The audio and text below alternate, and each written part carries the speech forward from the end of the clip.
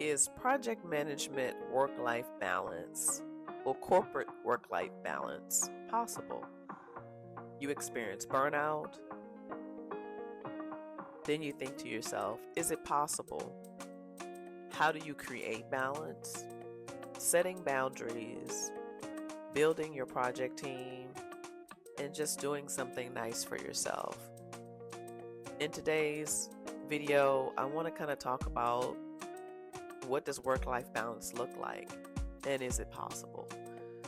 A lot of times we talk about work-life balance.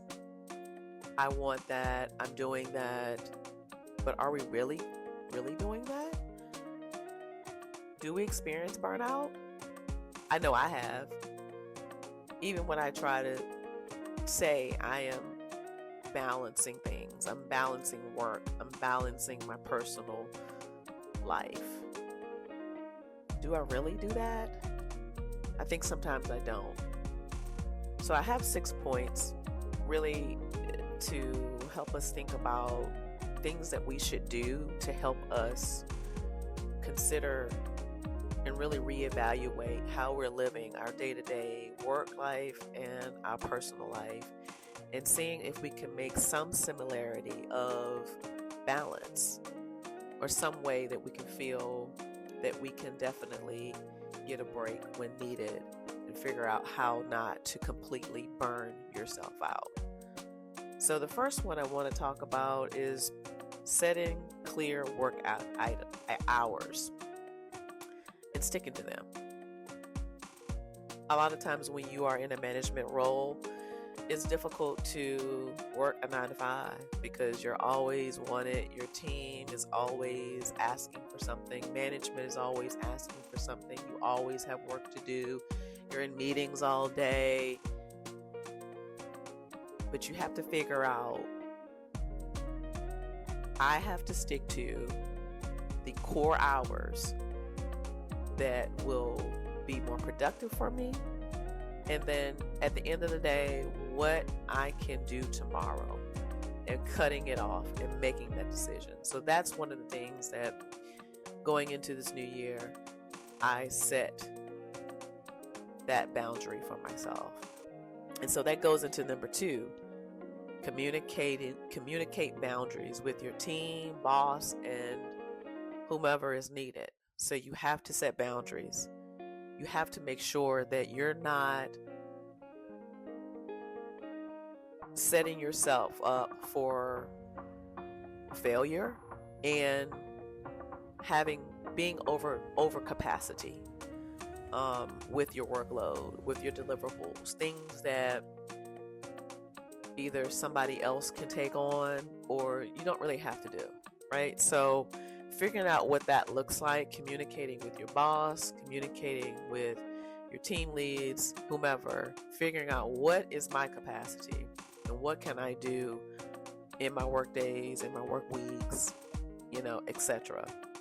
And so the next thing is use your PTO time and vacation time, and don't let it go unused.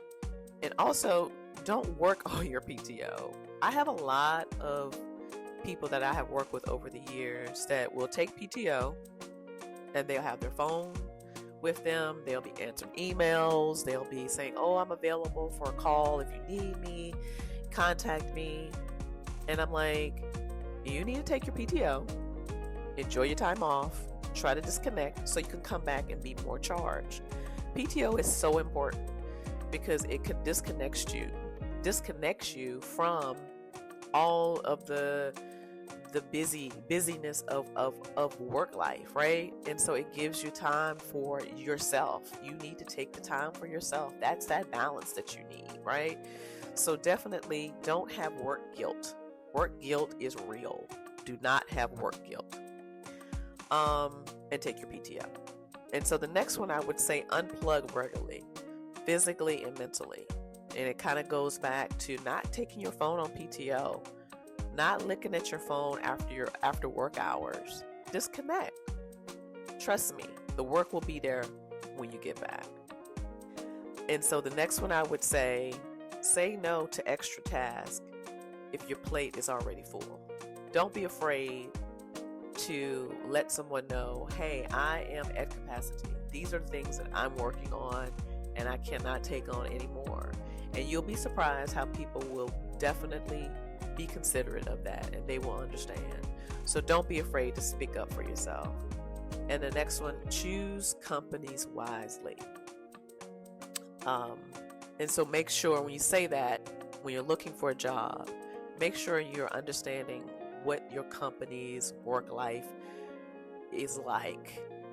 Like, you understand what the expectation is. And sometimes there's a culture that you're not aware of. So it's good to do your research again before you accept a job and understand what that looks like, and